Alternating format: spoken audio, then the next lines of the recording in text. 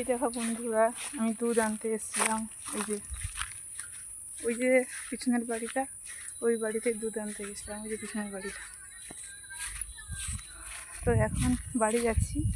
তো দুধ আনি বলে আমাদের বাড়িতে 250 করে দুধ আনি। আমার ছেলেকে দেওয়া হয়, খায়। আমরা যখন তখন খাই। তো বাজার থেকেও দুধ আনতাম, কিন্তু সেখানে দুধগুলো সেরকম আমার পছন্দ হবে না, কারণ অনেক দুধ নিয়ে আসে, জল টল মেশানো থাকে। তার জন্য এই দিদিদের বাড়ি থেকে দুধ আনি। দুধ 40 টাকা করে দুধ। আমি যেখানে দুধ আনতে আসি ওখানকার পরিবেশটা তোমাদেরকে দেখাচ্ছি। আমার সামনেই আমার বাড়ি। তো দেখো এখানকার পরিবেশটা দেখো, দেখছ কি সুন্দর সবুজ সবুজ পরিবেশ। এই যে আমার পিছনে একটা কৃষ্ণচূড়া গাছ, দেখছো?